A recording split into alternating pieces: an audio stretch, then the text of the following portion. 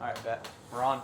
All right, bang, bang, bang, bang. We are back. Episode 12 of the MMAF podcast. Yeah, man. Happy to be here with my boy Marco. And then we got our good friend, good pal, brother in arms, Nicky Mendoza. Yeah. Care to introduce yourself, Glad to my be guy? here. Yeah, I'm Nick Mendoza. I'm one of their friends from high school and college. And yeah, man, I'm glad to be here. Been in the gym with you guys a lot. Yeah, you've honestly just been around for a while. Like, I don't even know, because we have a group chat with a lot of our close friends, and I feel like you've been in it for mostly everything that's gone down in that chat. Yeah. You've always just existed there. Maybe you yeah. never said the most in the beginning, but I feel like you definitely started talking a lot the past 3 years. Showing your character a lot more. Yeah. I mean, I try to inspire you guys, and you guys inspire me back. So Dude, it's Dude, that's what I love back about and our group forth. chat. It's so unique, dude. There's so many characters. Dude, a lot of people don't have a chat like that that's that alive because we've always kept it alive. I don't think I know anyone who does. I've never met anybody either. Bro. Yeah, most guys' chats die after college or high school or something. They're just a time span, and for us, it's been something we've always just held true to, and we've just kept it alive, bro. Dude, you're the one that keeps it alive, I think. Yeah, I mean, I try. Dude.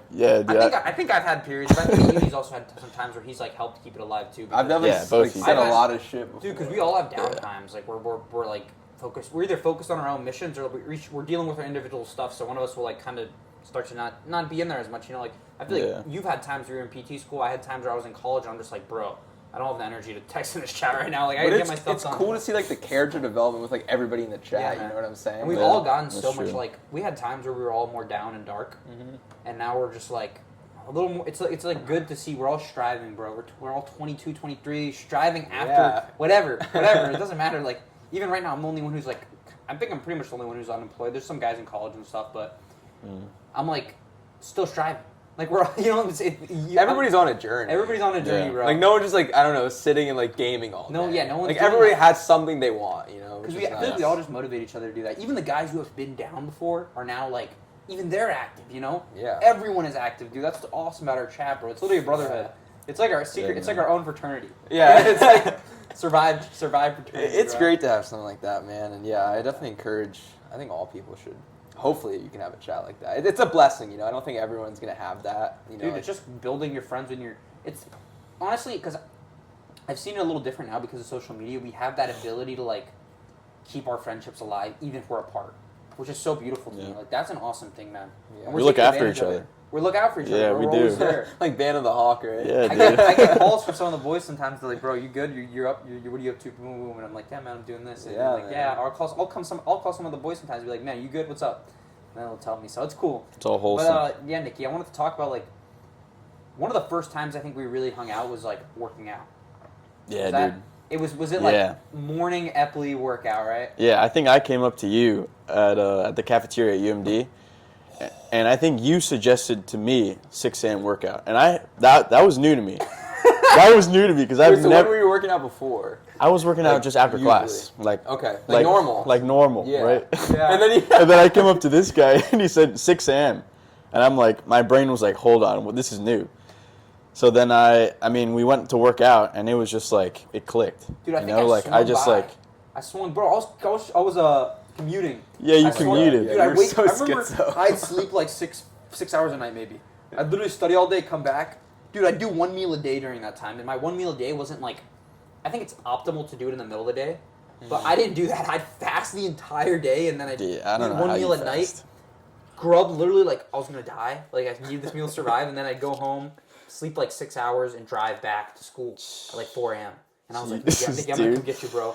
So I come get Nikki, pick you up, and then I started getting goobs too. But we all started working out in the morning together, man. That Yeah. was huge for our friendship, just Dude, bonding. honestly, that changed my life. I know, dude. It's crazy. Yeah. Because you became a 5 a.m. warrior. Yeah. Dude, that one ab circuit to this picture day. you always send, the one with him in the pajamas, you know what I'm talking about with the rope crunches? Yeah. Dude, that's a legendary picture. I've Dude. seen that sent by you so many times. Every time I see it, it's fuck, it's lit, man. It's Yeah, it's man.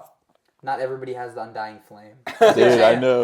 Only one of fucking Sundays, Dude, we're the only and we were in there living, dude. We were just pumped up, making no. We didn't give a fuck what anyone was doing in the gym, dude. Yeah. And it's man. Dorian Yates talks about oh, guys these days in the gym are Oh soft. my god, yeah. And stuff, but dude, we were in there just letting it all go. Don't jump, sit, Dude.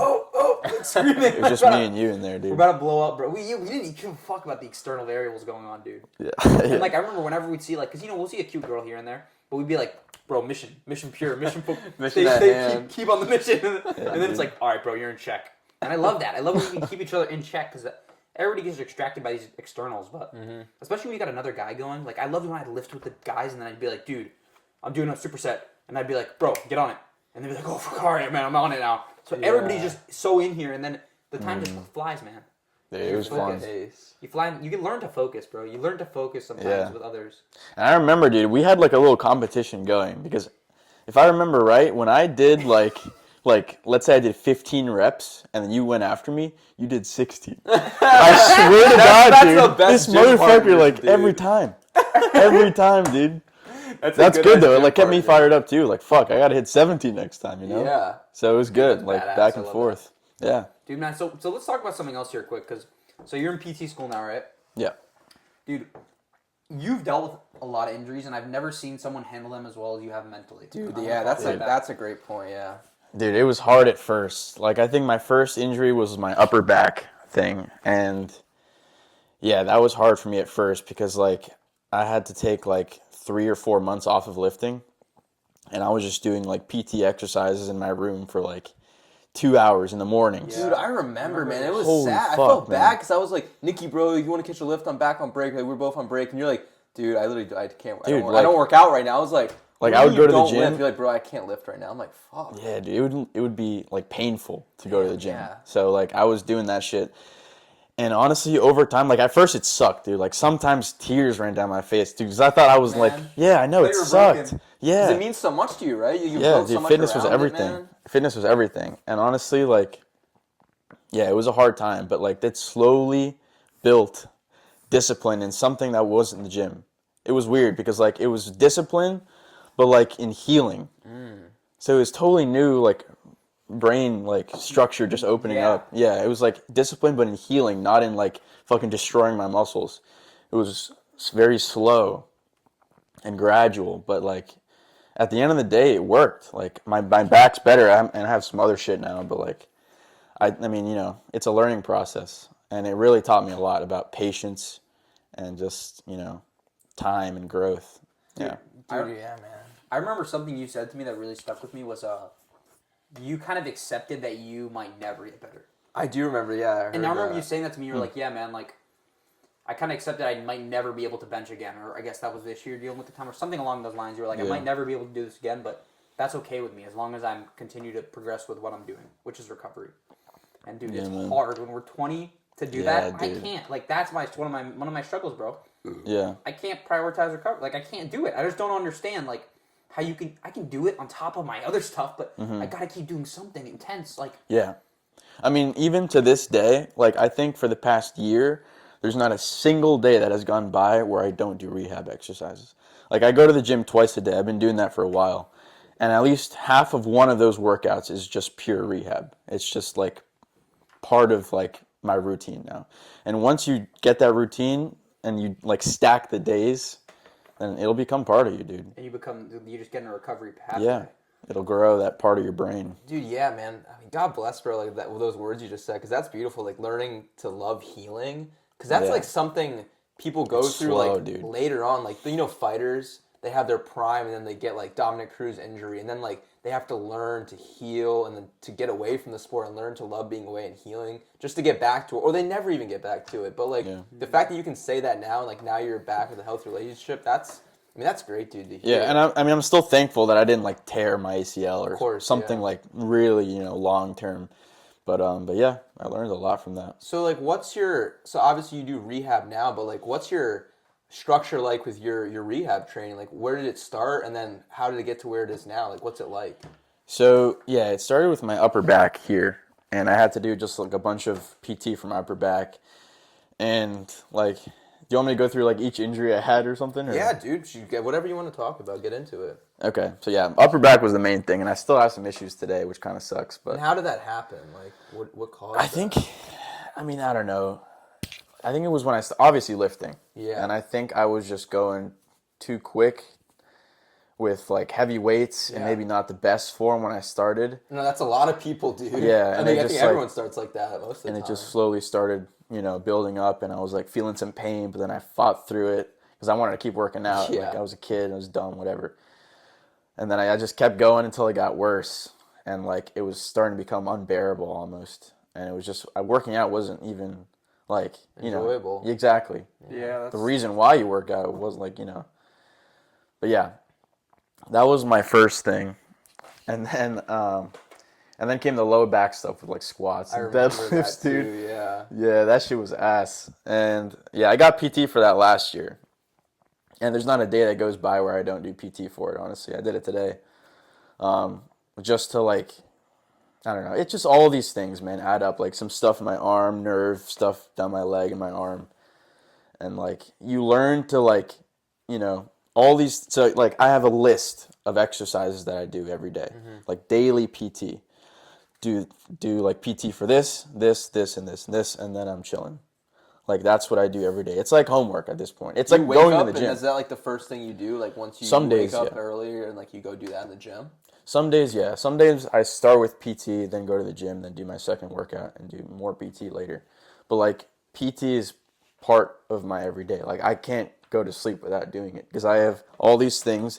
Nothing's like crazy painful. Nothing's like crazy wrong with my body. But there's just a lot of things that I have to, take care of so I can keep, training my ass off every week. Because I love that shit, dude. And I know you guys too. Yeah.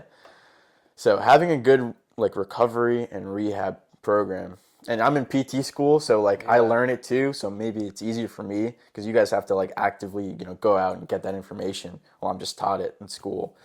But yeah, having a good rehab program I think is great. So I know like you do stuff with bands. I've seen you do stuff with like all types of like little things you do. But what's like the tools you use now to like rehab yourself and do PT? Still bands. A lot of exercise I do with just my body weight, like stabilization for spine. Yeah, I heard that's really important. Yeah, that you can just do on the ground or like on a yoga mat or something like with your own body weight. And then a lot of the stuff you can do on cable machines too, like the core one I showed you. Yeah. That one's good for stabilization of the spine. You can also hold it here. That's also good for stability. There's a lot you can do with the cable stuff. And, just get creative with it too, It's good, man. Creative with the movement. Yeah. I wanted to talk about, do you have any recommendations for general preventative measures that people should be doing?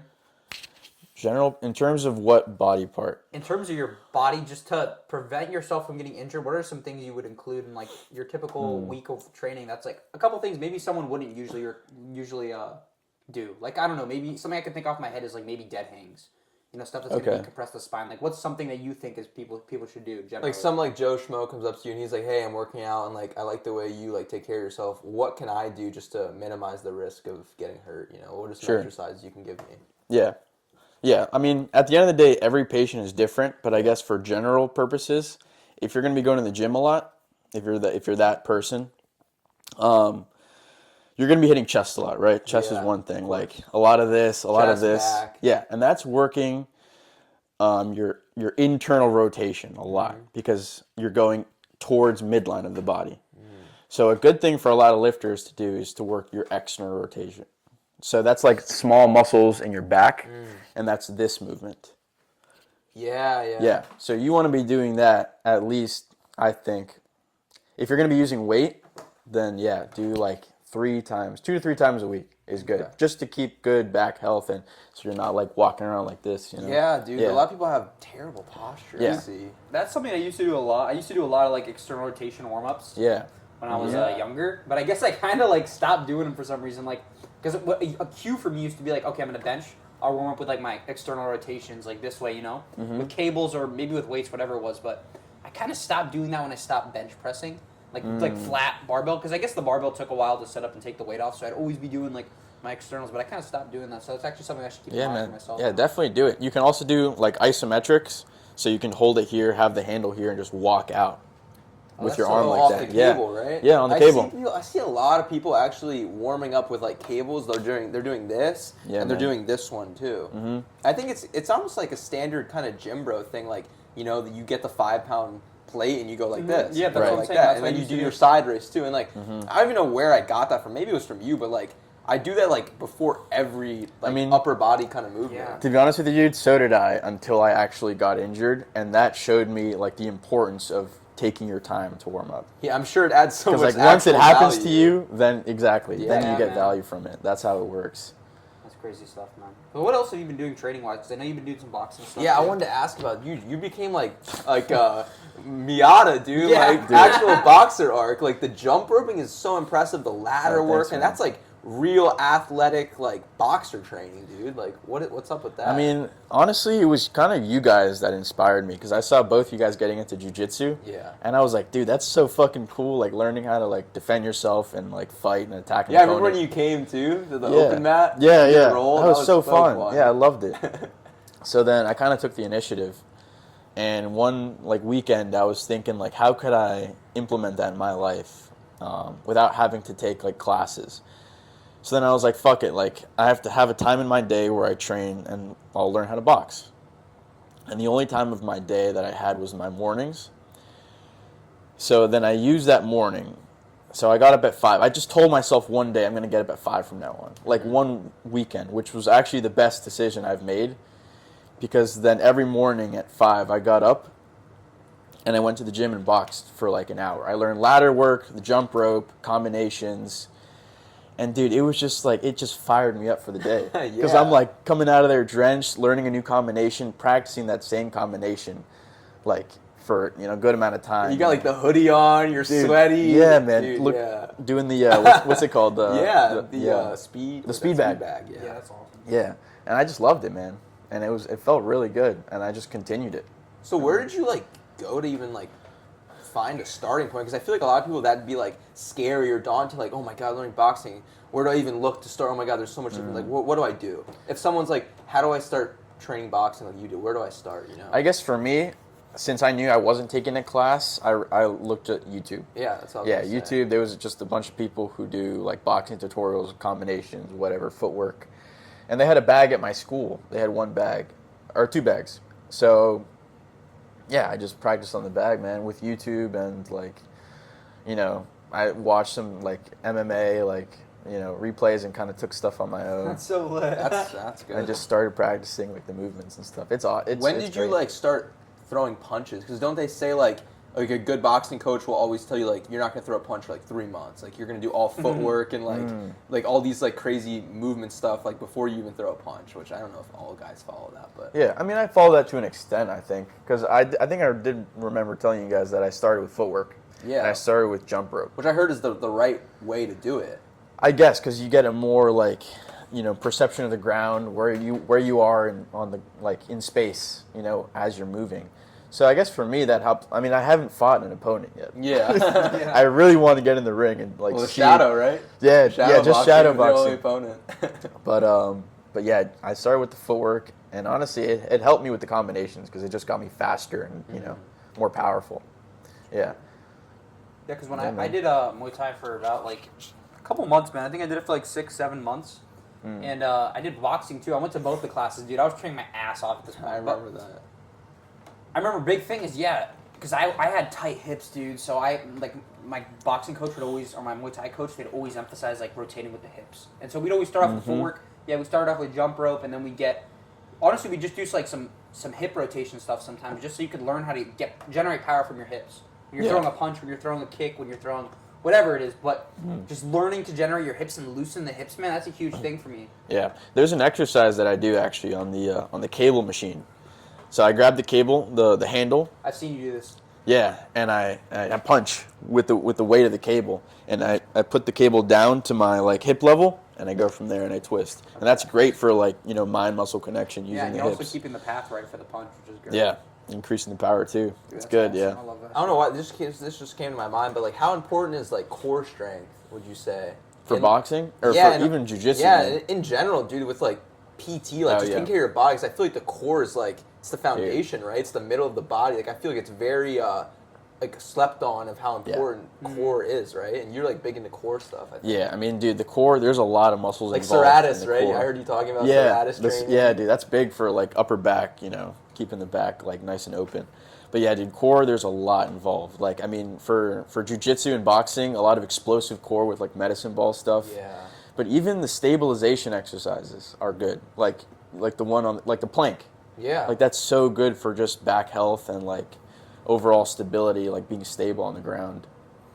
So doing like a combination of stability and strength, and explosiveness. Though, like stability, if you have those three down, you'll have a very strong core, like longevity wise. Yeah, I think it's important. At least I learned, like just in jiu-jitsu and then just lifting in general, is like being able to have that real mind muscle connection with the core muscles. Like really being able to actually feel your core working in different ways and certain movements and certain just like lifts and certain just movements you're doing. I think it's really important to be able to like feel that core and like know when it's know how much effort you're giving and knowing how much like stabilization you're like actually practicing in that movement. Yeah, I mean, that's the thing. You have to train all three because let's say you just train strength and explosiveness. You might end up getting injured because you don't have those smaller stabilizing muscles to like guide you through those explosive moments. So you have to train stability. You have to, if you want to be like a strong person in general, like a fighter or whatever. Dude, and a huge thing it's always helped me with, like I preach this to people, like having a strong core for compound movements, for squatting, because a lot of people end up getting lower back pain when they're squatting or deadlifting, just because they're not stabilizing themselves with their core too, and that like, I forget what it is, but there's something about having strength on the opposite side of the muscle group you're working. So like when you're working your lower back, if your core's strong, you're gonna get more out of that lower back movement. And is there some truth to this?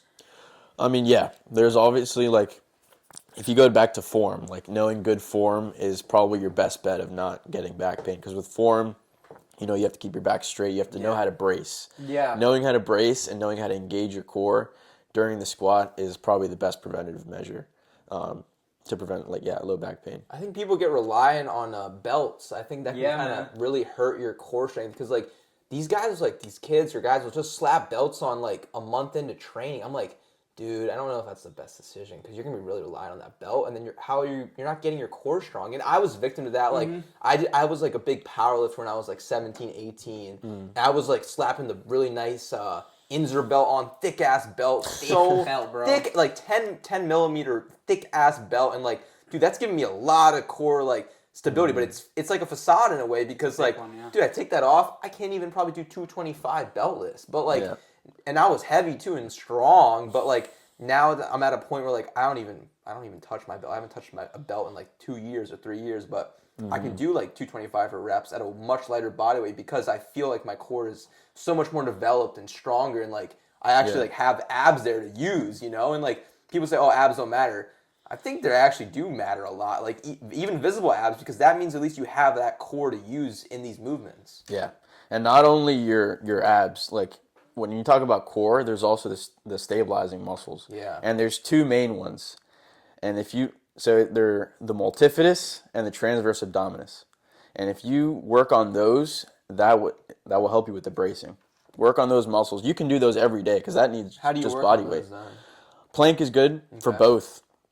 I mean, we just learned it in school, like literally a couple of days ago, which is funny, but that's why I'm talking about it. But yeah, plank.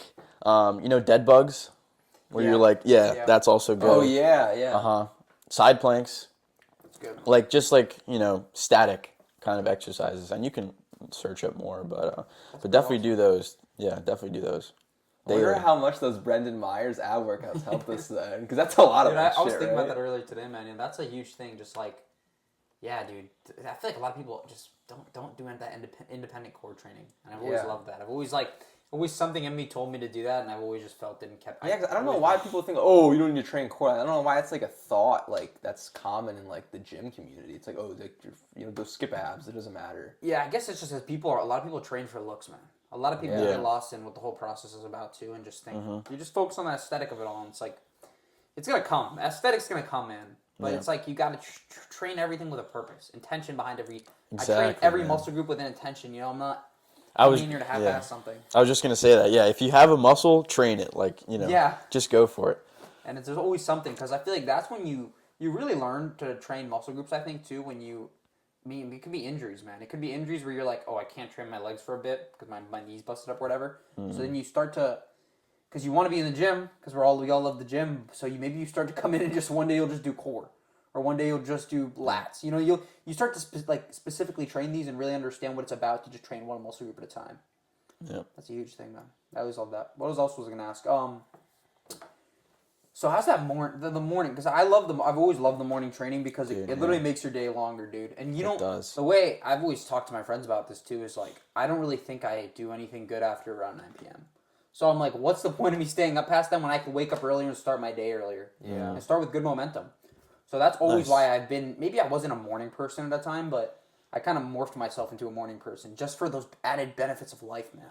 I want to hear your benefits because I guess I was the one who got you into that. Which is Yeah, pretty you cool did. I mean, dude, same thing. Like when I get up in the morning when it's still dark out, I know everyone else is like sleeping. I know how that is. You know what I mean? So, and you're like, you're I'm getting finally up, learning that. you're getting after it. You know, exercise is one of the best things you can do. Like get the blood pumping. You know, and it just feels, you know, you feel like you're getting like a step ahead. You know, like you know, getting up in the morning and exercising and studying, doing difficult tasks right after like you like get up in the morning, just feels good. You know, just feels good for your soul. Dude, it just makes I don't know. it makes the whole momentum for the day better, man. Yeah. That's why it's like I realized it a lot with my dad, man. It's like even me recently dealing with injury stuff, dude, I realized it's not really just about like, yes, it's so easy to get caught up in like the physical gains and all these things you get from the gym, the externals, but just creating a striving mindset is really what it's about. You start the day striving for something. You're striving after growth, or you're striving after, I just want to get in there and hit a hard lift and break a sweat and just feel like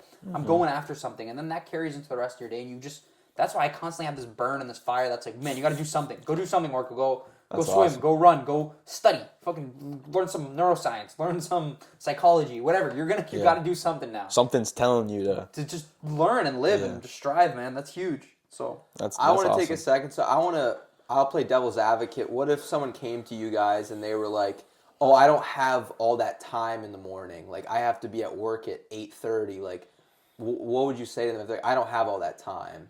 Obviously, you know, first thing that comes to mind is, well, you can still wake up at 5. You'll have at least like you can get 2 hours, maybe hour and a half of something in, but like, you know, maybe they have to commute. But what would you tell someone who's like tries to say, "Oh, I don't have that time in the morning," like you guys have or something? I mean, for me personally, it didn't always start out with full lifts in the morning. I think some days before school, dude, even back in high school, I think I'd do this. I'd wake up early and hit core. So like 30 minutes before school, I'd wake up and like do ab circuit in my room.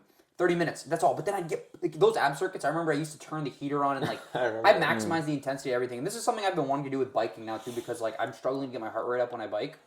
It's just hard for me. Like I can't get my heart rate that high biking like on a stationary bike. Maybe if you have a better one, whatever. But I was like, man, I gotta start like layering up, like Exactly. just increasing Layering the intensity of the situation. exactly So what I like was it gonna say. makes, because your heart rate's gonna get higher if you're fucking triple layers on. You're like biking, you're gonna be sweating your ass off. So that's like, you can always increase the intensity with what you have available to you, man. And like I would do those Brendan Myers core workouts with literally nothing.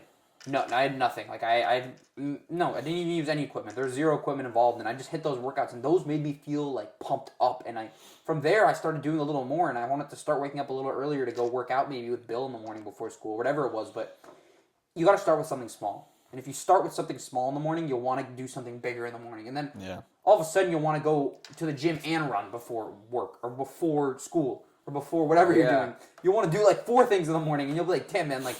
You just, it makes you want to strive after more, I'd say. Yeah, that's beautiful, because at least wanting to do something in the morning. It doesn't need to be like a whole entire like triathlon in the morning, but at least something, man. A walk, an ab circuit, a quick lift, a quick run, I don't know, a quick bike sesh, something quick, And man. some Just do people something. read, man. Some people read in the morning. Like, I was listening to the Dry Creek Ranger School. You know that guy? He's the big beard. Oh, yeah. He's a beast. Dude, he says, like, one of the big things he does for his morning is he wakes up, and he just starts his morning under his terms. He doesn't turn on the fucking news.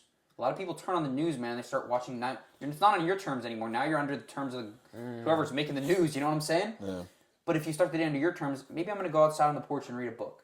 Maybe I'm going to go on a walk. But whatever I'm doing, it's under my terms to start my day. So now once I have to go work under this person or learn under this person, I've already started the momentum of the day on my own accord, which is the biggest thing, dude. Controlling your life in some way. So yeah. Anything you? I mean, I was gonna say something very similar. Just like it's a huge leap from going to not working out to working out like a full workout. You know, so you have to start small.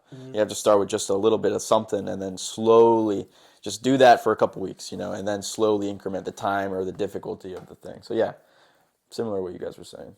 Yeah. So I wanted to ask, what's like your your goal right now with kinesiology and PT school? Like, what's your dream? What's your aspirations with chasing that? Because it's a great achievement. Once you get it's gonna be your master's or Doctorate. doctorate. Yeah. Yeah. What's your goal, man? I think the main reason, like, I love helping people. I love helping people and, like, helping you guys and, like, my family and future patients. That's going to be really, like, satisfying. But also, like, I've gone through my own injuries and stuff, so knowing how to help myself, like, in the future, that's going to be, I think, big for me. And I'll always have PT, like, the doctor in my back pocket to cure whatever comes my way. Because I know I'm going to be in the gym. Like, I know I'm going to be, like, starting to take boxing classes or jiu-jitsu once I'm done, like, with school. Like, I know it. Like, that's part of me. So, yeah, having that knowledge, like, just there is, like, kind of why I wanted to do that. Yeah, man, and God bless your family, too, because, like, if you have kids in the future, you'll be able to help them when they go through sports, or your wife or girlfriends, who cares, man? Like, you'll be able to help them, anybody that you could really help people, and that's, being able to actually say, I can help somebody, I think that's a really cool thing to be able to say, man. It's cool, and man. Rare, I feel like. And hopefully I can help you guys out. I hope, man. I need you. Well, Dude, you're an asset, knock on wood, bro. you guys You're get an injured, asset, but man. Like, we I hope I fucking make it that long without, like, blowing out my tail and, like, my spine, bro. I'm going to the doctor. Dude, so what's going on with your injuries, dude? Okay, so I'm going to tell you a little bit about them. So right now I think my knee is because I can feel my knee. I felt my knee last couple of days. I'm going to try to run, like, not tomorrow, but maybe in, like, 2 days I'll go on another run. But I'm going to try to decrease the load because I've been running, like, 8-10 miles, maybe even 15. I've been going on some long runs. And I think a lot of that, just, like, the compounding. And my knees weren't ready. Like, I need to properly build up to it. Increase it a little more. So, yeah, I'm going to try to go on, like, little shorter runs, maybe, like, 5-6 miles, a little shorter, but maybe 2 times a week from now on until my knee's all better. But I'm also getting this internal. I'll show you, like, this pain on the inside of my, like, ankle, like, here. Yeah. And I felt that today at the end of my run. I didn't feel it at all until, like, I stopped running, and I was like, oh.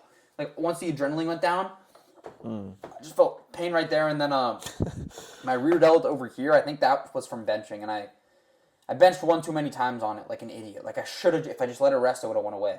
But I didn't, and now, like, my rear delt's kind of messed up. But I'm taking BPC 157 right now. Okay. So that might be helping, but I can't. Right now I injected here, so, like, I have a little, like, PIP. Like, post-injection, whatever, like, a little inflammation there because I injected my GHK there, too, which is, like, another peptide I'm taking for healing. Okay. But anyway, so, yeah, I have that. And then my back, dude, which I don't even know what that is, but I'm going back to my doctor. I have my appointment scheduled for, like, the 14th, which is so far away. So I'm, like, trying to get that moved up. Your upper back? It's, like, I can't reach that far back. Around here? Like, yeah, up there. And that one's the one that hurts when I breathe sometimes. So if I take a deep breath, like, it kind of hurts in that spot. And it's been like that for maybe a year. Yeah, that's like really a legendary injury you've been feeling. Dude, it's really bad, and I'm, like, worried because chronic inflammation is always bad, man. You never want chronic. Maybe you could have a displaced rib, maybe a little bit. That's what I thought, but, like, I remember I had the PT she was, like, she was the head of the PT program at Maryland. Yeah. And I had her go on my back, and she was like, she told me she couldn't tell if there was something wrong with my ribs because I had so much muscle there. So I guess she was like, it's been protecting you, though.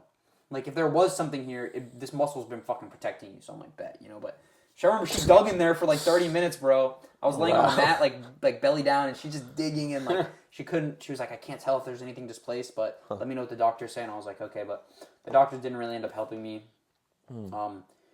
They just couldn't get me an MRI scheduled, which was, like, kind of a bother. Yeah, and then, like, it wouldn't go through insurance, so when I go back to the doctor, I'm probably going to pay out of pocket for an MRI, which is fine. But, yeah, that's the back, rear delt, knee, ankle, and then I had some shin splints, which is not that bad. I've had worse shin splints in the past, so those ones I just got to chill out with the running intensity. Yeah. And then... ice those, too. Ice helps. Man, it's just tough to have all these injuries. Because it's like... Dude. Usually when something's injured, I'll train something else. But it's hard to even do that now. So I'm like, but I kind of have an idea of some of the things I need to do for all of them. Like, I feel like I need to strengthen my rear delt. I need to, like, the running stuff. I need to build that up. But for the back, I've tried a lot of movements to, like, try to maybe train this side, and, like, I've tried hitting a lot of different lat movements to try to train this. Like, a lot of the core rotation stuff you showed me. It's hard to train. It's hard to, like, heal something that you don't know exactly. Yeah, that's what I'm saying. what it So is, that's why I yeah. really need to get that like an MRI because I got an X-ray and there was nothing on there. But Okay. I'm gonna get an MRI. I'm also gonna get blood work in case it's something bad. But Yeah. that's And dude, there's nothing like I know you're all about like attacking life and stuff, but there's nothing wrong with taking some time off. Yeah, I and, know, and dude. pursuing something like you told me you're doing a lot of neurobiology research on your own. Yeah, in but your own time. I don't like to just like that. That to me isn't like I like doing a little bit of that, but I don't know. It's just I don't like when I just study either. Does that Yeah. make sense? Like I Yeah. have to be physically exerting myself in some way. It's just part of me, man. I can't even remove it. Like if I don't do that, then I feel like I lose touch of who I am.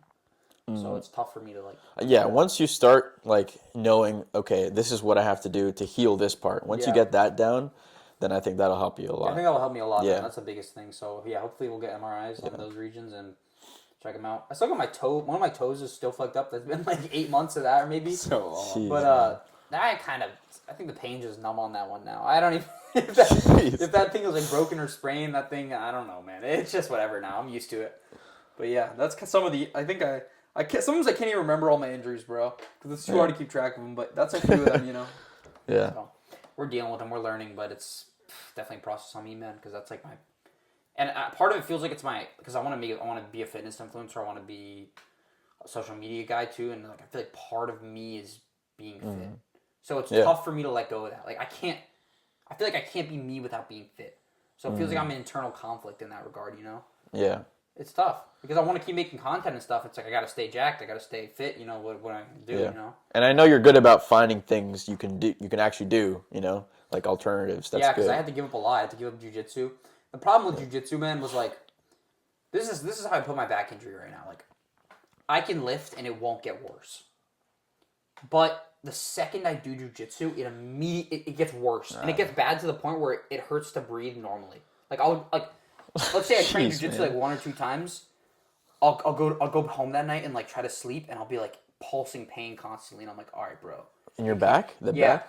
I'm like, all right, bro, I can't train jujitsu anymore. Like that's how bad that. Like Holy I would shit, be training man. if my injury didn't get worse, but every single time it gets worse. No matter what I do, I can go in and be like, okay, I'm just gonna do leg locks today, and suddenly my partner will like shift angles at a weird position. My back will just tweak, and I'm like, it's so weird because I'll go into the gym, but I guess the gym everything's structured. Yeah. Like I have so much control over the singular motion, and I'm already thinking through everything I'm gonna do before I do the movement. So it never gets worse, but it's weird to me. So I'm happy to be able to do anything, bro. Like I'm happy I can do anything, so I'm gonna do what I can to the best of my ability. It's kind of what It's I a good told you earlier mindset. too. Yeah, that's a good mindset.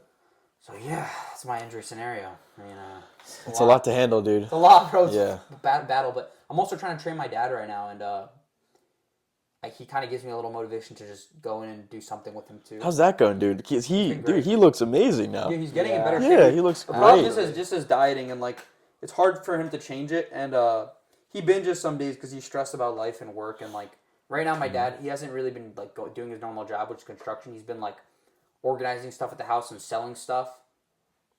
So he's kind of always at the house cleaning and I feel like it's kind of made me.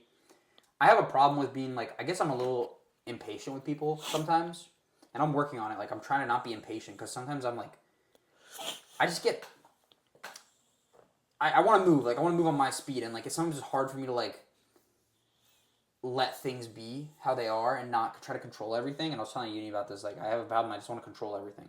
Like, it's terrible, but I've noticed it more with him, too, But, like, especially because he's at the house all day, dude. Like, if he was at work all day and then came back home and I was at home, like, alone most of the day or, like, what? I do my stuff. I get in and out of the house, too. But he's always there. And, like, a big thing that bothers me is he's always watching the news. And I'm like, dude, it's on the big screen in the middle of our living room, so every time I try to come in down my room, I hear and his hearing's pretty bad, so he's blasting the news so loud, and I'm like, dude, please stop playing this right now. I do not want to listen to this right now, because it's like all this crazy shit going on in the world, and I'm like, dude, chill out, puppy. Like, so he's tried to decrease his news time a little bit, but I guess when you're around someone so much, man, you start to get annoyed at people and tired of them. So I didn't really feel that before in college and stuff. I guess I don't know why, but I never really Because you probably weren't there. I mean, yeah, you weren't I wasn't at the there that house. much, yeah. But even when I was around people a lot, like I didn't really get that annoyed from them for some reason. But I don't know. I guess like as everybody's your age too. It's different with family, man. It's always different. Yeah, and Different I guess I factors, feel that man. urge too of like I want to get my own life on the move, and I feel like my dad has a natural attachment to us, and he wants to be around us a lot. And like my mom, has always accepted a little that like we're gonna go live our own lives and stuff. So she's a little better about detachment, but my dad's a little more attached to us because he doesn't have like a significant other. So it's tough to be. I want to be there for him, and I want to train with him a couple times a week. But I'm trying to move. Once we get to day 100, I want to train with him like once or twice a week, and like have my own training sessions and try to train with my friends, because I love training with the guys too. That's like huge for me, man. You know. And before, when I was healthy, I could get in like 2 sessions a day maybe, and I could train with the boys, and then I could train with my dad. And like right now, I can't do 2 sessions. I can't do 2 lifting sessions. You're out of your mind right now. So Jeez, I gotta like chill out. So I'm like trying to do 1 session a day, but yeah. Kind of how it's been. Yeah, no, speaking about family, though, dude, it's like one thing I always notice and I respect a lot, dude, about you, seriously, is like you're a family guy, right? Like, you always seem to prioritize, like, spending time with your parents. Yeah. And, like, your sister, too, which is, like, really, really, like, I think just respectable and, like, wholesome. Because a lot of people, like, I don't know, it's just this thing about, like, young people nowadays where they kind of, like, I feel like they take their parents for granted. It's like they go live their life, and it's fine because, you know, life is very consuming, but maybe they kind of forget, like, you know, that your parents love you and they want to spend time with you. And so I think a lot of people kind of lose that, like, touch with their family, you know? And so, like, what makes you even want to do that, dude? Because that's beautiful. I love seeing that. Yeah, man. I mean, yeah, I love my family, dude. And I go home most weekends to see them. That's what I noticed, and I love that. That's so respectable, and, like, that's great. I feel like it's super important. Yeah. I mean, I agree, dude. They're your parents. Like, they raised you, you know? So, like, spending time with them is important. And I do this thing too on most mornings where I send them like a little inspirational message, like in our group chat. I love that. Something similar I sent to you guys or something. And I keep like an archive of them in my phone. But yeah, and they always like, you know, respond. We're close. We're like, yeah, I know. we're close. I'm close with my sister, with my cousin Joe. Yeah, the man. Yeah. So yeah, I mean, I think keeping in touch with family is good, you know, good for your heart, and having that bond is important, I think. Were there ever times where you felt like you were distant or maybe not as close, or has it always been like very close, you know, tight-knit relationship with your family, like, you know? I guess I'm thankful for having, you know, both my parents with me and my sister always close. Yeah, we've been always very close, us 4.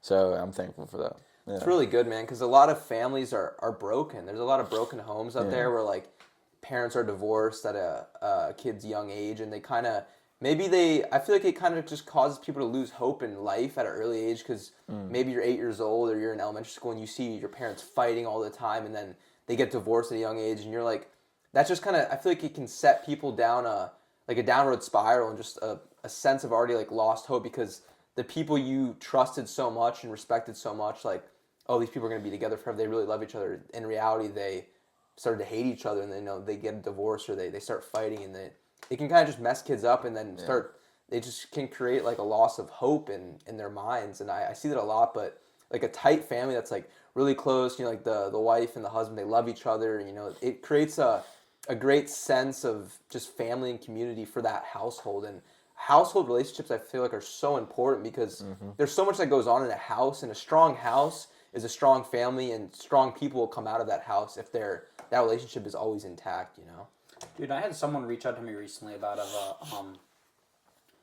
dealing with divorces. Yeah. Like, dealing with, like, so I think they reached out, they were like, Marco, have you, like, when your parents got divorced when you were young, like, how did it affect you, and, like, did it ever really become okay?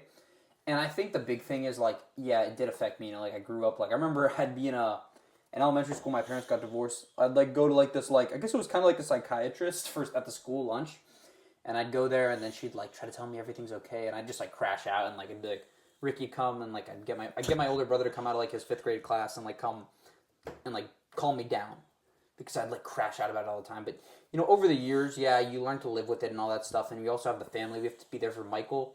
But eventually people learn to, like, my mom doesn't hate my dad as much. Like I wouldn't even say they hate each other right now. Like, they're both on good terms, because it's, like, you learn to let go of all the, like, yes, they had those disagreements, and it was best that they weren't together, but they can still both have respect for each other to take care of us. And that's something I've seen them both do and, like, be able to overcome, which has made everything better for us and for me, my brothers. It's made the situation better. And it all started with one person being like, I'm going to bite the bullet here. Because someone has to bite the bullet, and, like, in any disagreements you ever have in life, if you ever want to clean up terms on someone, you got to be the person to bite the bullet because the other person's likely not going to. But once you do that and you say like, hey, like I just wanted to say, I'm sorry if I did this to you. I'm sorry if I did that wrong, and that we both wronged each other, whatever. But we can make these things better, and you'll look back on that, and then you can rekindle those like friendships, I'd say, and it'll strengthen the relationships in your life by just getting a little forgiveness there, man. That's huge for you, Yeah, forgiveness is so important, man. A lot of people don't even know how to forgive somebody. I mean, they think it's pointless, but dude, forgiving is everything. That's where love is, being able to forgive. You get so much closer after that, You just get better as an individual too to be able to as forgive, a human, man. As a human, you have to learn to forgive, man, and like even forgiving yourself's hard, man. Because like sometimes I feel a lot of like I regret a lot of the things I've done in my life, and I've done a lot of fucked up things, and I guess at the time I didn't think them through because I was just being like a dumb alcoholic or like being like a dumb druggie or whatever, and I didn't think through a lot of the things I did, and I really fucked some people over, and like that still haunts me even to today. But to be able to reach out to some of those people and say like, hey, I'm sorry if I wronged you here. I'm sorry if I did this to you. Like I wasn't looking back on that. I don't feel good about that. I just want to make sure you're good and like you've learned to. I hope you're doing well. Whatever. Just reaching out and sending a kind message, and kind of fixing those burnt. Even just trying, man. It's all about the effort you put into things. Like it's how much you care. It's how much you really care about this. How much do you care about other people? Do you have empathy? Like these things are characteristics we're all learning to build as individuals as we grow up and as we mature. So it's huge to just show that, man. Like if you care, show it. Don't be afraid to fucking show you care, man. Yeah. Don't be afraid. What do you got to lose? Show you care. That's important, man. You should care. This is your life. 100%. Yeah. But yeah, no. And then I was gonna ask too is like where did you even get the motivation to get jacked? Because I remember it was like you were like in the group chat, and I think because we went to high school together. Like Nikki, he's a year above me, and so I remember like we followed each other, and I don't know why I remember this, but I didn't even know you were like a lifter, but because I was like getting into lifting at that point. I remember I saw you post this one post on Instagram, and it was like some crazy lighting, and you had your shirt off like flexing. I was like, holy fuck, this dude's like jacked as shit. Where did that come from? Like, I didn't know this kid was like had a good physique. Like that's lit. I was like, I fucking this dude even more now. It's like back then, like physiques were everything and how you looked was everything. I put so much value to, looks, but I saw that and I was like, dude, I respect that guy. Like I don't even know you that well, but like this kid's lit. Like where did that even come from, man? To like start working out or get jacked? Yeah, it's funny because at first, like I was playing soccer my whole you're a big life. Soccer guy. Yeah, I was playing soccer, and you guys know Kamal? Yeah. Yeah, Kamal. He's the one that started lifting. He's an OG, like, into aesthetics guy. I remember, like, in high school, he was hip to that. And I was like, damn, this kid's, like, how does he know about that? Yeah. So it was, like, super niche back then. Yeah, it was super niche. Yeah. So he joined the gym, WSC. Yeah. Right next to WJ. And he started going for a few weeks. And he was telling me that he would go every day after class. He said to me, Nick, let's go to the gym. And I was like, nah, man, I play soccer. I'm good. Like, I'm good. And I was like that for a couple weeks. I was like, no, I'm good. And then one day I was like, fine, I'll try it out. He kept asking, so I was like, fine, I'll go. Persistence. Yeah, he was persistent. He was a good friend of mine, so yeah, he is a good friend of mine. And then I went with him, and it was pretty cool. I mean, I was honestly pretty intimidated because there was some big dudes in there, and I was lifting like light ass weight because I was some like skinny kid who was like not that strong at all. But then yeah, no, we kept going. When I went with him. It was just me and him that would go after class. And that's how it started, just like me and Kamal going at it. And then some other friends started to join in, and it was fun. But then I started going on my own. And that kind of gave me some, like, confidence that, like, I'm doing something for myself. I'm pursuing something. And that's where my love of fitness kind of, like, really got to another level when I started going on my own and I started seeing results that I built for myself.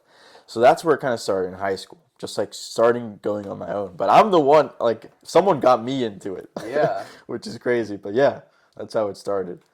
Who does that, I was going to say, that sounds a lot like the guy in front of me right now. Really? Like, you start going with that friend, the other friends join in, and then you learn to go on your own somewhere like with that. Like that's you and Bill, right? Yeah, man, Really? me and Bill, my first training partner. I hope he's doing well, man. I haven't talked to him in a while, but he kind of just disappeared off the radar.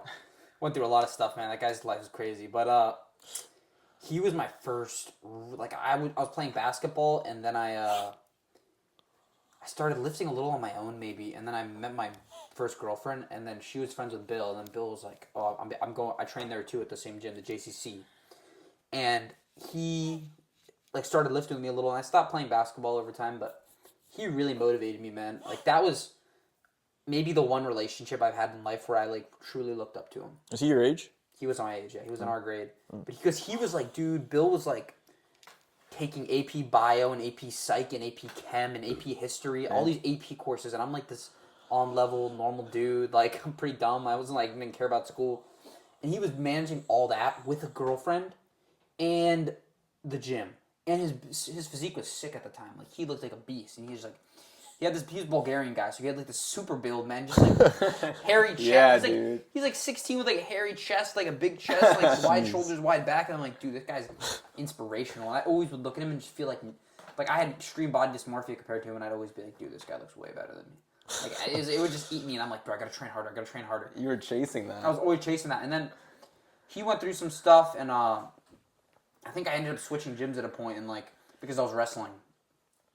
And so I started lifting alone, and then I remember Ash was like, dude, I'll lift with you after your wrestling practices. So I'd go to wrestling, and then I'd pick up Ash after wrestling and go lift at the gym.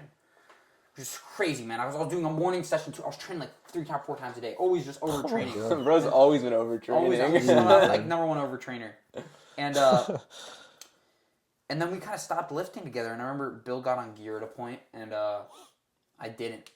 But I remember seeing him after a while, and I was like as strong as him while he was on gear, and I was like, my physique at this point, I kind of like pinnacled.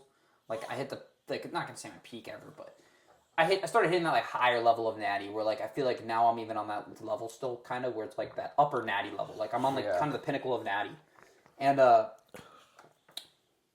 saw that and I was like, damn it, I never need to get on gear, and that really convinced me to just never do it. But having that person that just like truly inspires you at the beginning is just like, it really will make you love fitness, man. And just having someone carry you into there so you don't feel alone. Then with them, you gain that confidence to go alone. That's a huge thing, man. That's why some people need that gym partner to carry them in there. And it's it's double dependence. Because some days I wouldn't want to go in and Bill would like co-motivate me. And then once that person's gone, then you got to find all the individual motivation to do it. And that's really where it becomes something that you can make a lifestyle out of it. Yeah. Did you have someone like that in your life? Yeah, I was actually about to say, it was like, I think everybody needs that person to kind of make that daunting task just seem a little less scary and kind of make it more inviting to pursue. And for me, it was my dad, because he's a tennis guy. You know, he's a personal trainer, and he's trained world-class athletes. And so, like, I had, like, the sharpest tool right in my inventory, but I just never wanted to use it until, like, a point hit where I was like, okay, like, he's like, you got to do something. I was like, okay, fine, like, let's start working out. I'll start coming to the gym with you, like, train me, I told him.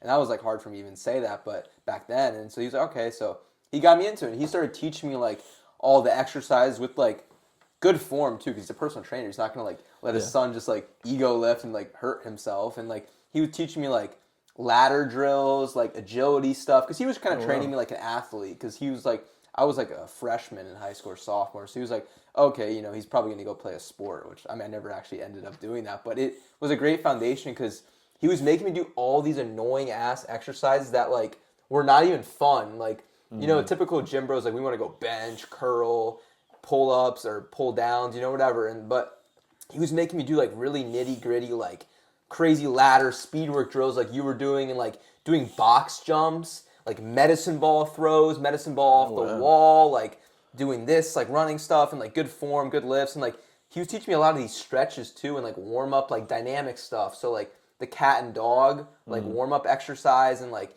teach me, like, little core stuff here and there, and, like, I hated it at first, but then, like, I started to do it, like, on my own without him even telling me, and I think that built good discipline to be able to do, like, the movements that aren't really that fun, and there's so many things in life that aren't that fun, but they're necessary to do, and they're really important to do, and he helped me with that, and then I started training with you at a point, and then you kind of, it's like you brought me into the dark side of things, like, the more fun, the more, like, ego-lifting, bodybuilding, like, I'll fucking die, like, squatting, like, 30 reps with, like, I don't even know, like, however much weight, and, like, you brought me into that fun side of it, and then I kind of left, like, the very strict, like, athletic style of training that's, like, the professionals do, and I started pursuing the bodybuilding style of training, and I fell in love with it, and I was like, this is the way I want to train, and, you know, I just started pursuing that kind of style. Dude, that's awesome. Yeah, man, I think, that idea of just, like, doing things that aren't that fun all the time, because even me now with stretching, that's kind of how I feel, where I'm like, this isn't that fun, but I try to think of those, like, small, tedious tasks, like they're so easy compared to some of the hard things you could have to do in life, dude. And that motivates me all the time. That's like something that's always in the back of my head. Like, this is so easy compared to something hard I'd have to do. And that's really what got me through school at the beginning, dude. Like, I'd always tell myself, this isn't as bad as, like, a hard squat set. Like, if I'm studying material, I'd always look at it and just be like, all right, this isn't as bad as, like, an AMRAP deadlift set. Like, I'm not going to throw up. I'm not, like, hyperventilating. I'm just solving a problem. It's all in my head how hard this is. So, and even now, I still think about this sometimes when I'm studying, and I'm like, oh, I don't want to study. Oh, this isn't as hard as something else I could have to do. So just do it, you know, because it's not. You got to look at yourself in like perspective of everything else, bro, and all the situation you have, you know, all the motivation, all that stuff can come from just viewing the situation you have in comparison to what other people have. Like 24/7, I'm motivated by my little brother, bro, because he's on the couch or he's on his bed, whatever. He has no ability to really do anything. Like nothing, because we help him. We help him drink water. Like you got to bring him a beverage. You got to change his diaper. You got to feed him. You got to put him in his chair to take him to school. You got to pick him up to take him to school. You got to take him. He can't really do much on his own. It's literally like you have the ability to move your feet. That is fucking amazing. So you start moving your feet, and then from there it becomes something bigger, and you move your feet, and then all of a sudden you're moving your hands, and then you're starting to sweat, and then you're starting to train, and then your life becomes something more because you have a given ability at your hands, in your disposal. And that always constantly motivates me every day, man. I just can't understand how people can wake up without like some desire to do something. I mean, I guess I have that constant motivation, so it's easy for me to say that. But like, people should just look around and see, like, even if you look at your grandparents, you'll be like, damn man, it's getting harder for them to walk. For me, it's fucking easy to walk. Take advantage of that ease you have right now. You know, it's easy to do these things. So go do something a little harder for yourself and challenge yourself in your current stakes, whatever that is. Maybe it's hard for someone to walk right now; they're dealing with a knee injury, but do what you can. You know. To challenge yourself in every situation of life, man. It's so fucking important. And try to do it, man, before it's too late and life really serves you that platter that you can't ever get back up from, you know? Because, like, that could happen to any one of us. Like, I was talking to my coworker today at work, and she was telling me, like, yeah, you know, I really wish my grandma maybe would have worked out or just done, like, more activity stuff because, like, she never really did that stuff. And then she told me she actually had, like, a seizure, and so now she's bedridden. For the last 10 years, she's been bedridden. And the whole entire left side of her body is like limp. It's dead. And so she only has her right side of her body. But now the grandma's like bedridden, but like she like moves her whole right side and like try to just like work it out and like do movement for it because she only has half a body now. And it's like she's like, I just wish, you know, because I was talking to her because she knows I work out and I run, and she was like, yeah, we were talking about like, I was like, yeah, like you should really try to get into the gym now, because she was telling me, yeah, like I used to go like 3 times a week, and I used to do like the class like goals. I was like, you should really try to, you know, get into it, or maybe go for a walk or something, because it's really gonna help you. I was like, you're putting like you know, the down payment on for your life, you know, like it's extending your life. And I told her like, I don't know what's more valuable than that. Like, do you not want to extend how long you want to live and like your chance at being able to live when you're 80? You know, and I was just telling her that, and she was saying, yeah, I wish, like, I'm going to start, you know, going more. Like, you just helped me, kind of, like, inspired me. And I was like, that's good. Yeah, there's a saying. It's like tomorrow, if you wake up and you're diagnosed with stage 4 cancer, how would you live your life if you were told you had 1 month to live? Yeah. Yeah, it's the same thing. And I'm sure you have, like, a similar outlook on life because of your brother, so you understand, like, what he you know, is going through in life. So you can appreciate it more than most people. But I think once it happens to you, and that's how people are. Once it actually happens to you, then you realize, then you click. But if you think like that every day with that saying in mind, like what if something happens to me tomorrow? Yeah. You have to take it, you know, advantage of the rest of the time you've got. And you never know when fate comes your way, right? You never know when fate just knocks at your door and hits you with something hard, heavy. You never know. So that's why, yeah, I mean, same thing you guys are saying, like, just live every day like it's your last day. I mean, I know that's, like, cliche, but, like, it's so true. It is, man. Dude, and it's like, even if you write these things out, dude, because I'm a big writer, but, like, if you write out, like, something you want to do, like, let's say you want to start doing,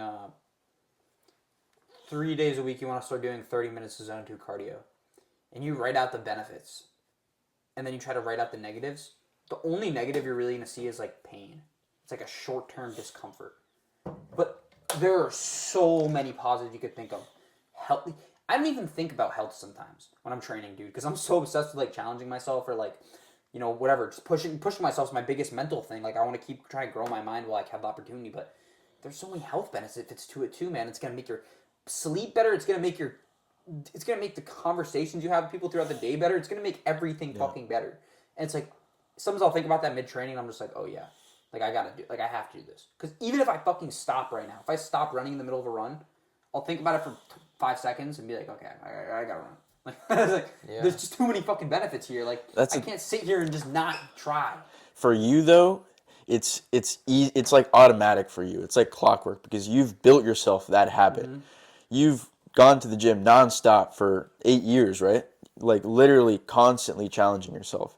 For someone starting brand new, it's a brand new habit. So their brain goes, it's hard, so like let's stay comfortable. Mm-hmm. So for you, it's easy to say that because you're just constantly challenging yourself. So your brain is like ready for the next challenge. But for someone who's like starting out new, like any small thing could pose like a huge threat to your brain and be your brain sends signals. Like it's easy to take that warm shower, but try to take a cold shower. You're gonna be like, for a second at least, it's gonna be like, fuck.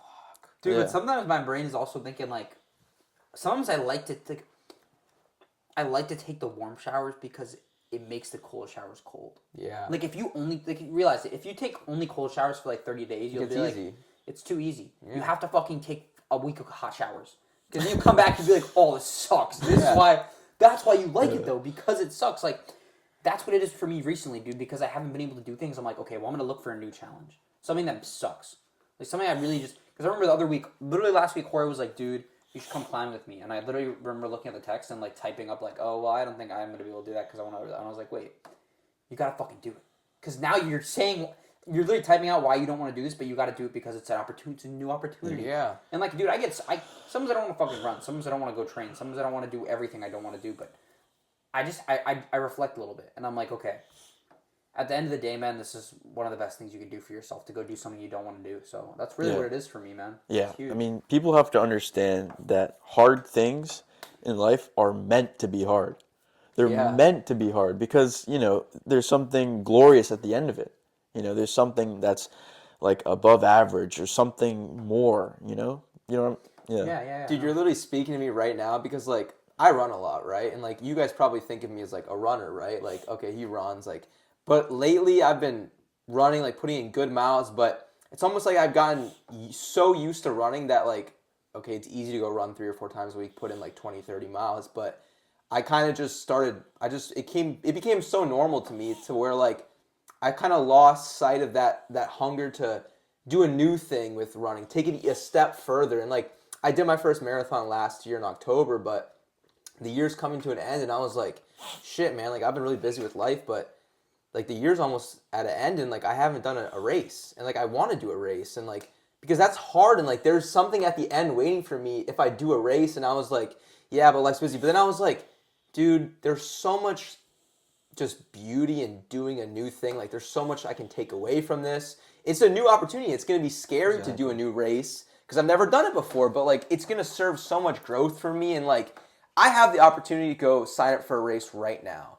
Is that not a gift from God to be able to go and do a marathon? Like, I don't know how many people can say that, right? And like, I have that ability now, right now, in this present moment, to go train and do a race. I don't know next year if I'm going to have that opportunity. I don't even know if I'll be alive tomorrow. So it's like, why not just try? And it's uncomfortable to break the mold. Like, I don't want to start a marathon prep, but this week I was like, I'm starting a marathon prep, and I want to do this marathon in Ocean City. It's November 1st, so the day after Halloween, and I want to go for sub 3:30 time. My last marathon, I got a 4:01. So I'm like, it's a lot faster, and like it's gonna be pretty hard to get that time. But I was like, fuck it, like it's not an ultra marathon because I want to do an ultra, like a 50 miler. But I was like, I'm not ready for it. But I can go do a marathon. It's fun. It's local, and I can go for an even faster time. And I've been running for a while, so it's like you've been putting in the work. Why not go put it to the test, man? And like, don't forget why you started like the journey of like shocking the system. Go signing up for something and putting your word to that and stating like, I'm going to do this race, and actually going to do it. And you feel that such high afterwards and just such sense of achievement after doing some big event or task like that, man. And like, that's why I want to do this marathon in November. It's like, I'm going to go hard. I'm going to train, and we'll see what happens. But I can't ignore that, like I gotta try, man. You gotta try to challenge yourself, whatever that means, man. That's huge. I love that. Because like it's with time too. It's like I'm busy. Like I have a full-time job, so like I'm up early like lifting, and then like I've been running after work, which it's hard some days because I'm really tired, but now I'm starting to get into the groove. I'm starting to get used to running after work, and now it's like, okay, well now we start the prep, and now I'm gonna start doing my long runs on Saturdays and like getting ready for this marathon, because if you can go do a marathon like any of us can do a marathon, we're not, maybe you won't get the best time, but you could do it. I think almost anybody in decent shape can go do a marathon. You might get like a 5-hour time, but who cares? You can do it. But to get a good time, that's what I think I was talking about in the car. It's like you got to actually train for that, and like you can listen to as many David Goggins videos as you want. Like the mind can do whatever you say, which is true. The mind can do a lot, and the body can be pushed so hard, but you got to be willing to put the time and the effort if you really want to perform, because we're not all David Goggins, We can't just all go run 50 miles for our first run ever and somehow pull it off. Like, I don't know how the fuck that guy did it, but I got to put in the work, because, I'm normal, man. I'm not some, like, anomaly, so I got to train for it. And, that's the hard things, like the long runs, the hours during the week, but at the same time, you love that because that's the process, It's committing to progression as an individual, dude, which is so huge. You just gotta commit to progressing. Doing something to progress yourself, man. That's so fucking big. Yeah, and understanding the value in doing hard things. Like, the word hard is relative. Because, for example, your runs right now, 10 miles, were probably, like, hard for you in the beginning. Yeah, it was insane. Right, but now it's like, yeah, it's I can like go nothing. knock out of 10. Exactly. So it's just relative. And the more hard things you do, the more you challenge yourself in life and keep stacking up those hard things. Those hard things that you thought were hard like a year ago is nothing now. Like, it's just like a perfect cycle of growth doing difficult things. It's just constant growth and, like, building that mental fortitude. Yeah. Dude, it's beautiful stuff. It's good stuff. Dude, yeah, being able to handle, uncomfortable situations and actually want to do it. It's like, it literally grows that part in your mind. Like, I don't know if you've ever seen like that David Goggins clip on the podcast with Huberman. It's like that one muscle in your brain that literally grows from doing the thing you don't want to do. So like not eating that cookie, little bit will grow. Mm-hmm. Doing that run you don't want to go on, lifting, going to the gym, or studying when you don't want to study. It grows it over time, and people have that muscle in your brain is bigger in some people than it is in others because they choose to do hard things. They just suck it up. Yeah, and that muscle is correlated with your life expectancy, which is fucking huge, dude. That's why you got to keep doing things you don't want to do. I remember when I heard that, I was like, damn, that's literally one of the most interesting things I've ever heard. Like, there's a muscle. Yeah. Like, it's crazy. It's real, part of your too. brain, dude. It's the anterior mid-singular cortex. Yeah, anterior mid-singular cortex. That. But yeah, and it made me think, dude, it's not even just about fucking the running or the gym or anything. It's like, I think about my dad sometimes, and I'm like, dude, this guy always does something he doesn't want to do.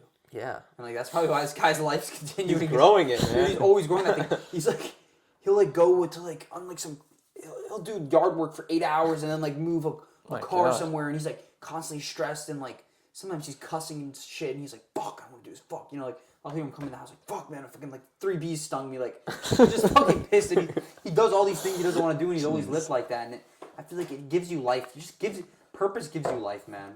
Growth gives you life, and just wanting to grow, whatever that means to you. Like, my dad's cleaning out his room. Like, that's growth for you, Because he's never fucking cleaned that room out in the last 15 years. That's huge growth for him, man. So it's growing in whatever you're doing. If it's fucking starting off with doing your own laundry for the first time in 5 years, that's a good starting point. I'm not even kidding, bro.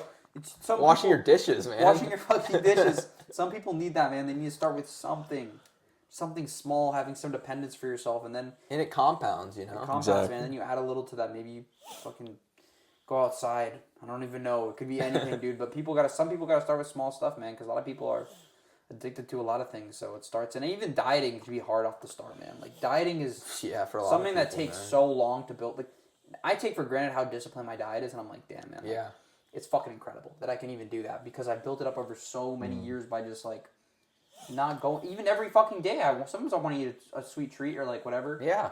I just don't fucking do it. And every day it's a challenge, but you learn to love the good food, and you learn to love taking care of yourself and taking care of your body with good nutrition, man. And it's like, we're young and we take care of our nutrition. Dude, we're like the first generation that's able to fucking do that. Yeah. Everybody was drinking Coke back in the day. Smoking cigarettes. Yeah, dude, people didn't even know, like, people thought, like, it's like, oh, I'm thirsty, I'm gonna grab a Coke. Yeah. Like, that was, like, common. But now it's like, oh no, man, maybe you should grab a water, get some fucking electrolytes, you know what I'm saying? Like, we have so much, data at our disposal. Of course we have the bad data, But we also have so much good data, dude. And to take advantage of that good data and that good nutritional information out there, that good, like, training information, everything is at disposal, man. Don't be afraid to take care of that knowledge and fucking take usage of it. Dude, yeah, it's like that Dana White quote. I don't know if you've ever seen it. It's like a super, whatever, OG clip, but it's like, it's so easy to win nowadays because so many people are just like, they don't care. It's like, they're so average. But like, it's even so easy to be healthy nowadays. It's so easy to be a good person. It's so easy to be smart. It's so easy to learn an endeavor. It's so easy now. So why not go attack it, man? You can do all these things. It's easy, man. Like, we're not like back then in like the 1950s where like, I don't even know, like, fucking, we don't have electricity or some shit. Dude, that reminded me like, of something so fucking funny I'm gonna mention because I just like I was listening to Theo Von, like, dude, when they used to, because now we have fucking porn at our disposal, right? Terrible stuff, but they used to have to go to like a fucking junkyard and grab. I think it. Yeah, they used to go to a junkyard and like fucking check under the leaves. And Yeah. you find like the porno magazine, like you're jerk off in the forest. Jeez, dude. I'm like, dude, like, we have the bad at our disposal, of course. Now it's like you instantly get porn, but it's like, bro. They used to do something like that to fucking go get a nut out. And, even like, that was a challenge, man. Yeah, I'm they saying, were probably like, lit off that. dude, we get so much good stuff at disposal too, bro. It's like, fuck, man. But that shit's so funny. That's the thing, though. With more information coming out, the distractions come with it. Yeah. That's the big thing, and it's so easy to like get caught up in the with the distractions. So then, as a student, like, learning, how do you, like, deal with distractions, bro? Because, like, you're learning, and, like, there's probably a lot out there to distract you, right? I guess, yeah. I mean, there's always distractions, right? Yeah, but that's like, life. for me, just keeping a strict schedule. Like I go through my Monday through Friday, like very similarly every single week. You know, I have a very structured my day, and I don't scroll. I don't do these things because I need to get certain things done. And I have limited time. Like, I literally have minutes to spare at the end of my day before I, like, hit the sack. Dude, yeah. So, like, you know, you just build time for your day to where you literally can't have, like, distractions, especially the phone. Dude, the fastest. That's the main thing. The best, most productive times you'll have are when you make yourself accountable for something. Like, you say, I gotta go do this for this person, I gotta go do that. I gotta get work done at this time, whatever. But like those days, man, I get in that fucking flow state zone. Like, cause I'm just like, everything's with intention, man. There's no time to go on my phone and check this thing, check that thing. So, I mean, even for me, dude, the only time I really like scroll or anything is like when I'm posting. I post and then I scroll for a second. Like, I'll just respond to my friends and stuff, and then I'll post again, whatever. Cause I'm posting like 9 times a fucking day trying to pump out content. So. Yeah, I mean, just keeping yourself productive is fucking huge in that regard, dude. That's what I did in school, too. I'd always, like, I'd just get my shit done, and then I'd check my phone once in a while to see what's up with my friends and stuff, but just scheduling, man. Scheduling is so fucking important, dude. That's something a lot of people miss out on, dude. Just having even for me, what I'll do is, like, if I have no idea what I'm going to fucking do tomorrow, I'll start the night before, usually before I go to bed, so I don't go on my phone, I'll take out a piece of paper and, like, write out some things I want to do tomorrow. Mm-hmm. And then I come back to that sheet the next day when I come back from the gym. I'm like, okay, what do you want to do? Or you want to study that? You want to do that? You want to do this? Okay, let's do them. And then I'll do that. I come back to the list whenever I'm like, yeah. If I find myself looking at my phone, I'll come back to the list. So just writing out things you want to do, man, is huge. And you can think of a couple things you want to do off your bat. Or you can do also is think of the things you don't want to fucking do. All right, I don't want to do this. Or what am I going to do instead of that, you know? That's huge, man. Because you'll find yourself... Dude, like, to me, it's incredible that I haven't had an urge to fucking... I haven't jerked off in like 4 months. You know, I haven't had an urge to do like so many, like go out and drink. I don't even fucking think about that. Yeah. I don't even think about going out, bro. It doesn't even cross my mind. I'm like, I want to do this. I want to go train tomorrow. I want to do that tomorrow. I want to get good night's sleep tonight. I want to go train with my dad. I want to fucking like go on a walk. I want to get some sunlight. You know, all these things that I'm like, fuck, man, I want to do so much stuff with my life. I don't even think about going out. I don't even know where that crosses. Like, I mean, do you go out a lot as a student, or are you doing that? I did go out often last year. I mean, I just, like, on some Thursdays, I'd go out with my friends, but it's chill. It's, like, not, like, drinking heavy or anything. You've never been, like, a degen, I feel like. You've never been, like, someone who, like, blacks out all the time or, like, doesn't, like, hardcore drugs. Like, you've always kept a level-headed, like, just mindset. Like, I know, because we used to go out, like, the three of us and a bunch of other friends, and, like, you'd always be, like, stoic and, like, you'd have some drinks, like, going, but, like, you're never, like, belligerent or, like, rude to anybody or, like, I never saw you like cause a problem, or like anything like that. You always were just Yeah. like you keep the variables controlled. Like I know that about you. Yeah, I try. I've had my nights Of course, where we all where do. I've drank a lot, but yeah, I try to keep it controlled. And even if I do go out with my friends in Baltimore, like it's chill, like just a few drinks, and I still do my shit the next day. Like I don't let that That's get in the healthy, way. man. Dude, I remember we would have the most fucking crazy hangover list. I've heard Yeah, about dude. these. I was like, Large pizza, right? dude. I remember one night we came back from the bar and like we got large pizza. Like this is like DJ and Arc, but.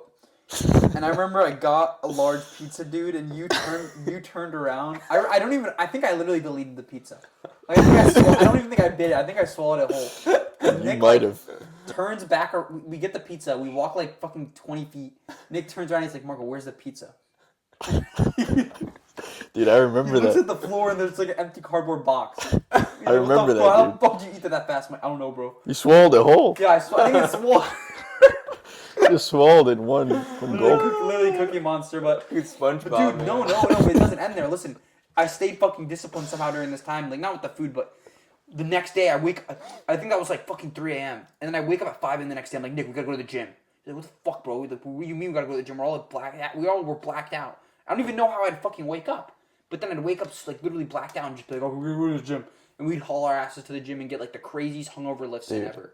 Like fucking, we'd sweat everything out, bro. You were sober within an hour and a half of being awake after drinking 12 beers. Dude, I remember one time you were doing pull-ups in one of our lifts. And every pull-up you were like, you had the urge to yak. Dude, that I shit think I was... threw up in my mouth and like, Yeah, dude. I was like, I swallowed it and then just fucking kept doing pull-ups.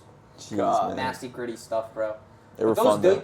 dude, those lifts of me drinking Yeah, I was gonna always say. built a lot of fucking character in myself. Dude, those are some hard lifts, dude. There's some hard ass fucking lifts, dude. And another thing that motivates me is like I know a lot of people say you shouldn't lift when you're sick, but when I get sick, I get really fucking motivated to lift. Yeah. Like, I get like a week. My body's like, fuck you, don't lift. Like, don't do this. Like, chill out. But for some reason, those times I feel like gritty, and I'm like, bro, I want to fucking just like get an inch on someone. Like, I want to like do a little better than the next guy. And so I'll go in and get like the most like, I'll be in there with like 2 layers on, like fucking literally sweating like after touching, even just walking to the gym, I'm like already like sweating, like I'm cold sweats, like shaking.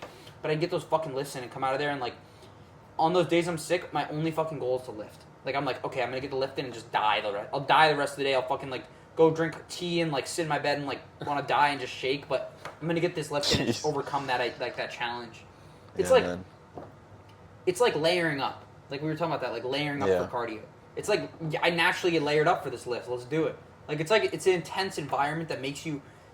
And when you go through those lifts and they fucking suck, you will come back out of that sickness and be like, holy fuck, these sober, healthy lifts are so fucking good. Yeah, exactly. Because you're proving to your brain you can get a crazy lift in even with a fever. Yeah, You're bro, proving it's to yourself. badass, man. And like, Yeah. maybe I'm not being kind to the people in the gym to wipe off your equipment after whatever, but you know what? I'm getting after it. That's the most important thing. So, yeah, man. What Nice, time are we dude. at? We're at hour 17 right now. I wanted to ask a question, actually, Nikki. So Yep. I have a friend right now, and he's in PT school, doing like basically the same path you're doing, except he's in Pennsylvania. So it's like some really small school in like the fucking mountains. Like he has an apartment there now, and he's like, this is his first year, doing PT school. But he started like I think in July maybe, and so he texts me and he's like, yeah, he's just been like having some struggles with moving to like a far-ish away place and just locking in for studying classes. And he said he was kind of just feeling like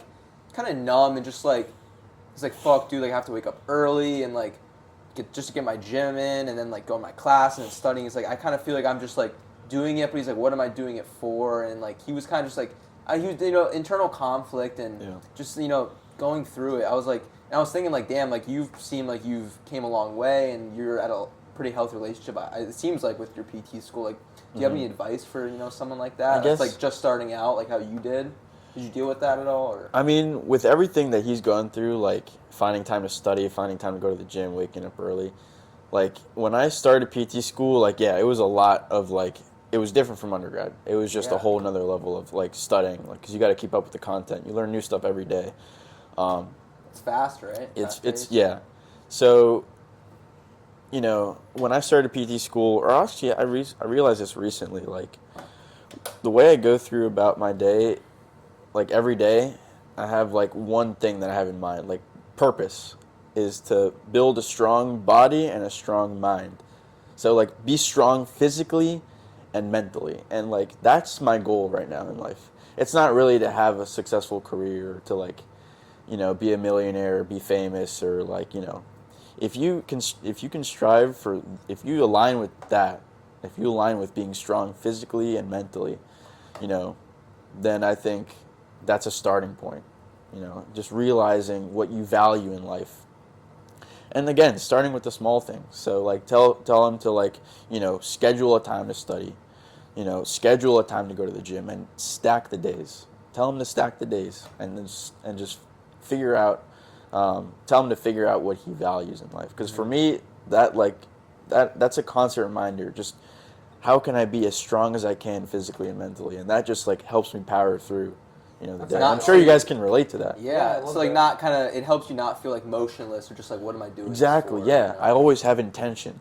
That's huge. Yeah, having that intention, man. I love that too because I feel like that's even helps guide me a little. Yeah. I don't think about it, but that is like kind of where I'm going every day. Like trying to do something that's gonna make me stronger mentally and physically every day. Yeah, man. dude. Yeah, I mean that's literally what you guys Yeah, I live do it. I through. do it on what's it called? Unconsciously. Yeah. I do it unconsciously, which is important, man, to like regain that. It's simple. It's so fucking simple, dude. Yeah. But that is so important, man. Because that's always how I function. But I just sometimes I lose track of that and I get overwhelmed by these other externals. But as long as I'm doing those things, man, Yeah. I'll be on the right track, and I feel like everyone can be. Yeah, man. And there's Sure, only dude. so much time in a day, but we're all making, you know, do with what we have, you know, the time we have, because we're all like, you're trying to do it in PT school, I'm trying to do it with a full-time job, you're trying to do it being an influencer and like family, all these different factors, but like we're still trying to do that, man, and that's what's really important in like finding our time and our way and our tactics to go about that, you know, and it's huge. Huge. Yeah, man. Love that, man. Good podcast. Yeah, that was a great episode.